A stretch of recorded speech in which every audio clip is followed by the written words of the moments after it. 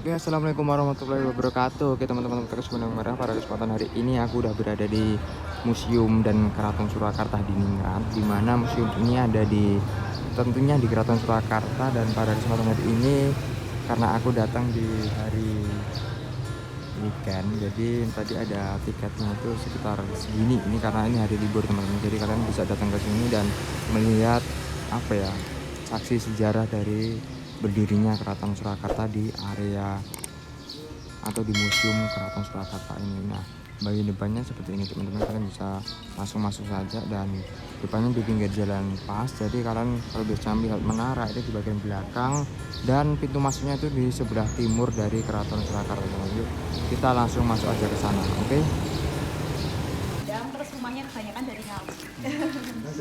Deket ya, kan itu perbatasan ya sama itu Sragen sama Ngawi Jawa Timur. Kalau mbaknya Jakarta mana ini? Jakarta Timur. Oh, ya. Oke, sekarang Mas Mbak kan sudah memasuki area halaman keraton, di mana ini dulunya istilahnya merupakan penerus dari kerajaan Mataram Islam. Dulu kerajaan pertama kali ada di Kuto Gede Yogyakarta, lalu pindah lagi ke Pleret, dan pindah lagi ke Kartosuro. Lalu masa pemerintahan Pakubono II, Keraton Kartosuro mengalami kerusakan, dan akhirnya Pakubono II mencari tempat baru yang bernama Desa Solo. Dipindahkanlah dari Keraton Kartosuro ke Desa Solo pada tahun 1745. Dan kerajaannya tadi yang awal mulanya Kartosuro dirubah nama menjadi Surakarta. Itu kenapa kok kita sering mendengar ada dua nama ya, Solo sama Surakarta. Jadi Solo itu awal mula sebuah desanya, dan Surakarta nama kerajaannya. Setelah dibangun kerajaan ini selang 10 tahun, yaitu tahun 1755, masa pemerintahan Pakubono III, ada perjanjian Giyanti. Pangeran Mangkubumi atau adik dari Pakubono II diberi wilayah Yogyakarta, dan beliau menjadi Sri Sultan Hamengkubuwono I. Bisa disimpulkan, Keraton Surakarta ini adalah kakak dari Keraton Yogyakarta. Dan tahun 1757 disusul lagi dengan perjanjian Salatiga. Keponakan Pakubono II, Raden Mas Said Pangeran Sambernyowo, diberi wilayah utara Keraton Surakarta dan berstatus sebagai Kadipaten, yang sekarang kita kenal dengan Kadipaten Mangkunegaran. Dan semua kegiatan di Keraton Surakarta ini sampai sekarang masih berjalan. 1 tahun kurang lebih kita ada 14 agenda upacara adat, bahkan bisa lebih, dan termasuk agenda rutin lainnya, misalnya setiap hari Kamis, hari Selasa Kliwon, dan lain-lainnya. Ini justru mbaknya yang tidak menggunakan alas kaki ya, ini bisa merasakan langsung pasirnya ini. Jadi pasirnya ini langsung kita impor ya, dari Paris ya, Parangtritis maksudnya. Jadi pasirnya lembut, dicampur dari Merapi juga. Dan di sini sangat indah ya Mas Mbak. Di sini kan banyak sekali pohon, namanya adalah pohon sawo kecik. Jadi sawo kecik itu artinya dalam bahasa Jawa itu sarwo becik atau suatu kebaikan. Jadi diharapkan dalam menanamkan ini kita selalu mendapatkan kebaikan dari Tuhan. Monggo silakan kita merapat ke sini ya untuk melihat bangunan-bangunan di keraton.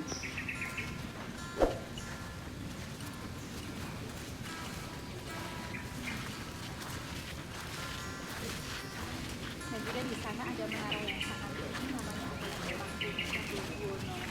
Dan wah, kita kan akan lihat bagian ujungnya ya Mbak ya, penasaran itu apa sih itu sebenarnya. Jadi itu adalah menara Keraton Surakarta yang dulunya digunakan untuk spiritual beliau, tempat bermeditasi, tempat berdoa, dan yang paling atas biasanya digunakan untuk melihat situasi kota Solo. Maka dari itu zaman dulu bangunan Solo pun juga tidak boleh melebihi dari tinggi panggung Songgobuwono itu. Surakarta saat masuk pun kita juga tidak bisa sembarangan ya, karena ini memasuki area inti di mana nanti biasanya kita harus menggunakan baju Jawa saat upacara adat, dan saat menaiki pendopo nanti biasanya kita akan melalui jalan jongkok atau Agudajo. Mungkin waktu di sana di sentral sana saya bantu fotokan mungkin. Oh iya, mau foto? Oh enggak, mbaknya mau foto mungkin? Dan dari sini ya. Lalu kalau kita perhatikan ini lukisannya berbeda dengan yang lainnya karena sangat unik ya, sangat cantik. Gusti Kanjeng Ratu Hemas, beliau merupakan Prameswari Dalam atau permaisuri dari Pakubono ke-10 yang berasal dari Keraton Yogyakarta. Sekarang kita memasuki ruangan selanjutnya. Di sini kita bisa melihat serangkaian prosesi pernikahan adat di Jawa, khususnya di keraton ya. Mungkin bisa buat inspirasi besok mbaknya kalau mau pakai adat Jawa ya. Jadi di diawali dengan sungkeman, tentunya meminta doa restu pada orang tua dan dilanjutkan oleh kirap, yaitu nanti pengantin perempuan akan menggunakan kereta kencana atau tandu dan pengantin laki-laki menggunakan kuda. Mungkin besok minta ganti versi aja ya Mbak ya. Dilanjutkan balang-balangan gata, lempar-lemparan daun sirih sebagai tanda pengenalan, lalu injak telur, itu lalu ada gendongan di sana. Jadi pengantin perempuan nanti diangkat oleh pengantin laki-laki sebagai bukti kehormatan sang suami kepada sang istri, sehingga nanti setelah nikah derajatnya bisa diangkat oleh sang suami atau selalu dihargai. Di sini ditimbang sama orang tua, ngabekten pada sang suami, dan tidak lupa sang suami memberikan nafkah lahir dan batin melalui adat namanya kacar kucur.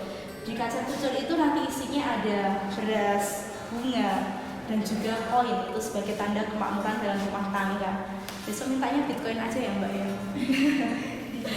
Terakhir adalah gelang-gelangan atau suap-suapan. Ini sebagai tanda untuk keharmonisan rumah tangga biar berjalan selalu manis. Dan kita menuju ke tempat selanjutnya, dan ini adalah gambaran pernikahan. Kalau di dalam keraton seperti ini ya, ada basahan khas Solo, khas Jawa, khas Solo seperti ini ya. Jadi nggak pakai kursi, duduknya di depan rombongan, ada panggung.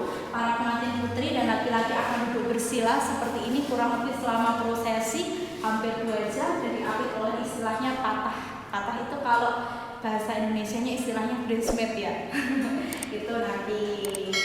Jadi pakaian adat Solo dan Jogja itu berbeda. Kalau Jogja kan cenderung lebih cerah ya, kalau Solo itu lebih kalem warnanya. Itu gambaran yang menggunakan mandu. Nanti kita akan lihat mandu di sana ya, yang asli untuk alatnya itu.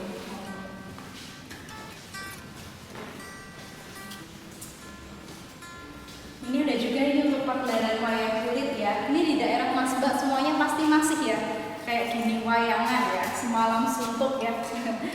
Tapi di Solo ini juga ada agenda yang sangat rutin, yaitu wayang orang ya.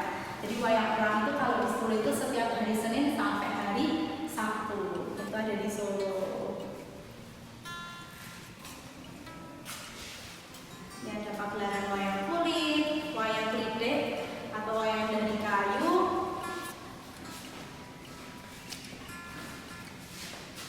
Ya, wayang kulit menang, kan ada yang kulit menangnya dari Solo juga ada. Udah pernah lihat wayang ya? Belum. Ada yang udah, ada yang belum ini ya.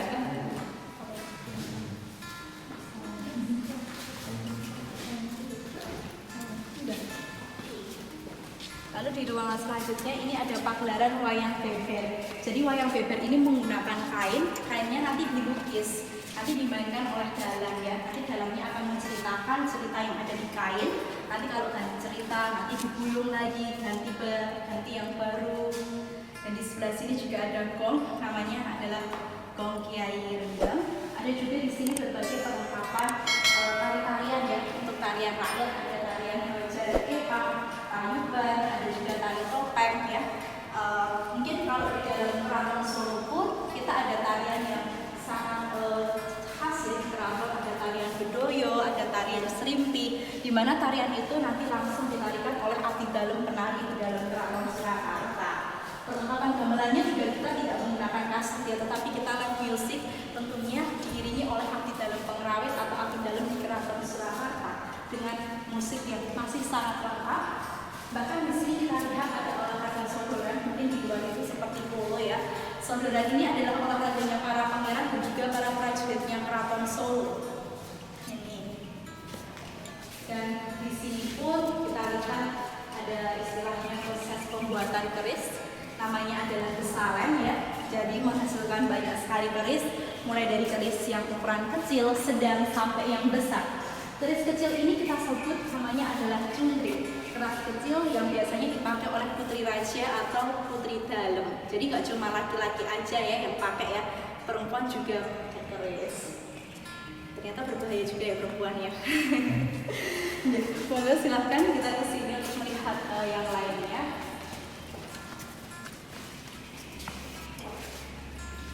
Ini ada prosesi wilujingan ya. Jadi wilujingan itu awal mula saat upacara adat, kita melaksanakan doa terlebih dahulu, dipimpin oleh abdi dalem ulomo tentunya, dengan nanti banyak sekali makanan atau sajen. Dimana makanannya itu langsung dibuat di dapurnya Keraton Solo. Kita ada dapur khusus untuk membuat pilucingan, namanya adalah dapur Bondorasan. Ini perlengkapannya, bahkan di situ ada Al-Quran yang sudah diterjemahkan ke dalam bahasa dan juga aksara Jawa. Bisa untuk cuci tangan, cuci muka, dan bisa dikonsumsi. Mau kita ke sana ya.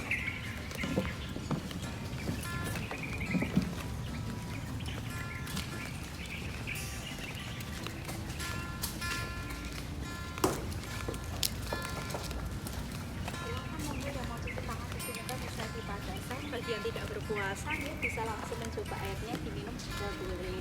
Memiliki alat transportasi kapal yang luar biasa besar ya, dan dulunya dibawa dari Solo sampai Madura. Ini adalah setirnya, dan Paku Bono kelima saat masih menjadi putra mahkota membuat suatu candek atau kepala perahu yang ada di tengah itu namanya adalah Kiai Rojo Molo, mahakarya langsung dari Raja Solo yang kelima saat masih menjadi putra mahkota. Jadi Kiai Rojo Molo ini terinspirasi dari tokoh satu pewayangan yang memang tidak bisa terkalahkan. Maka dari itu sekarang jadi maskotnya kota Solo ya ini ya, dan juga menjadi maskot Asian Para Games 2022 kemarin. Sudah tidak asing lagi ya dengan itu ya. Lalu kita ke sini, ini bukan telenan ya Mbak ya. Tapi ini adalah silat. Silat itu untuk bagian atas di Keraton Solo. Jadi kita lihat tadi di bagian atasnya kan itu ada atapnya dari genteng, tapi kita dari kayu bagian atasnya.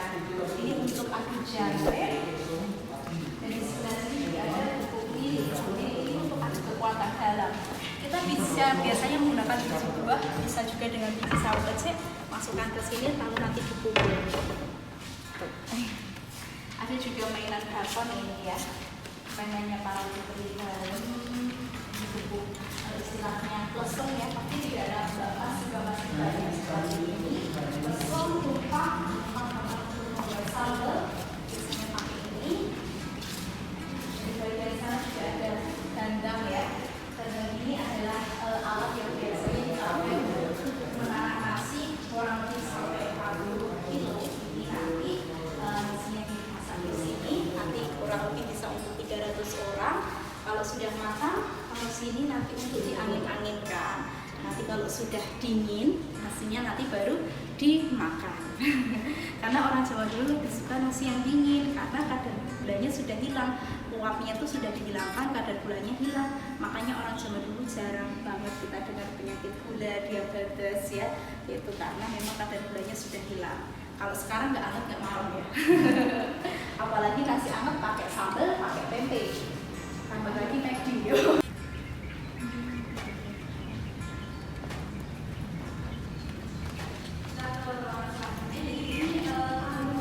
Ini alat transportasi yang biasanya digunakan oleh para putri dalam atau putri raja, yang biasanya kita lihatnya cuma di drakor ya, sama lihat di film Anglet Darmo ya. Ya, kita sekarang bisa lihat langsung ini alat transportasinya putri dalam, putri raja. Nanti beliau duduk di dalam, nanti langsung diangkat menggunakan tenaga manusia ini. Tentunya kalau zaman dulu kan GoFood susah ya, kita harus bawa makanan sendiri. Nah, taruh sini. Ini adalah tempat yang biasanya digunakan untuk membawa makanan. Kita masih pakai lilin ya, sebelum ada listrik.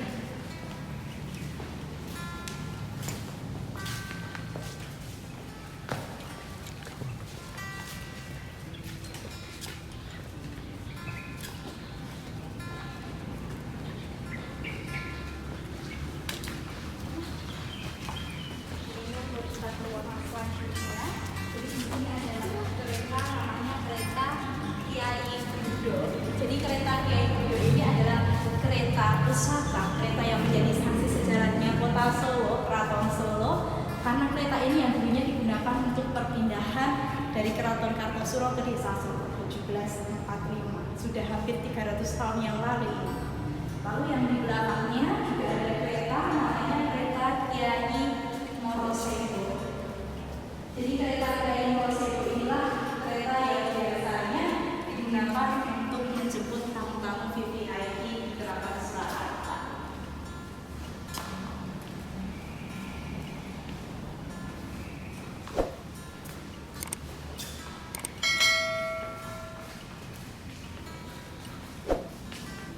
Di sini ada lukisan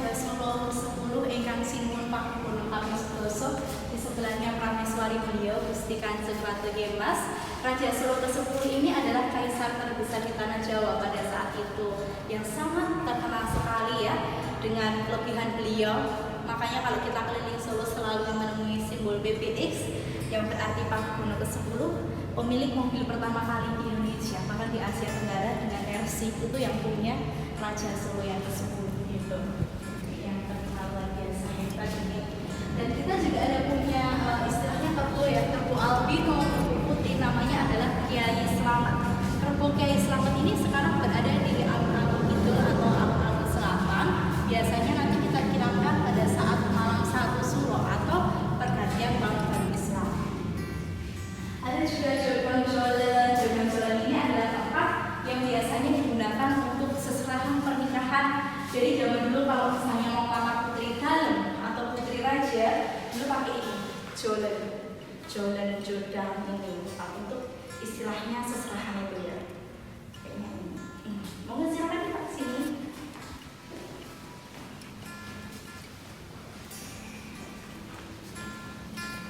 Ini ada sosok Mare Anom dan juga di sini ada perlengkapan militer di Keraton Surakarta. Karena kita dulu masih negara, kita tentunya punya pasukan militer yang luar biasa hebat, luar biasa lengkap. Ada juga perlengkapan kita memanah, berkuda, pasukan berkuda. Nah ini mungkin mas-mas yang datang ke Solo, mbaknya, kalau misalnya setiap hari Sabtu, insya Allah kita ada agenda rutin namanya parade prajurit. Jadi di depan KW Kamanduan Keraton Solo, jam 4 sore biasanya sudah clear area, dan di situ nanti akan ditampilkan oleh beberapa prajurit di Keraton Solo. Jadi nanti kita bisa lihat zaman dulu itu pasukannya ada apa aja gitu, kayak di Korea itu loh Mbak. Kita nggak mau kalah sama Korea, ceritanya gitu. Dan di sini juga ada diorama dari perang Pangeran Diponegoro ya, yang sangat terkenal pada saat itu 1825 sampai 1830. Tetapi dulu mungkin banyak tidak dibahas ya, bahwa dulu Pakubuwono ke-6 atau Raja Solo yang ke-6 ini berkiprah besar pada perang Pangeran Diponegoro. Secara diam-diam Pakubuwono ke-6 membantu Pangeran Diponegoro hingga akhirnya beliau diasingkan dan meninggal di Ambon. Jadi perjuangan Pakubuwono ke-6 ini memang luar biasa hebat, sehingga beliau juga termasuk tokoh nasional.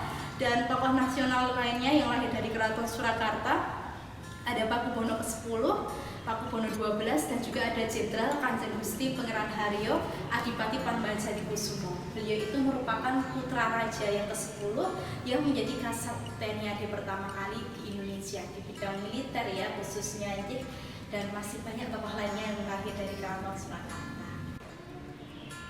Oke teman-teman semuanya, cukup sekian video kali ini dan sampai jumpa di video selanjutnya, dan tetap semangat untuk jadi bermanfaat. Peace. Oke, wassalamualaikum warahmatullahi wabarakatuh.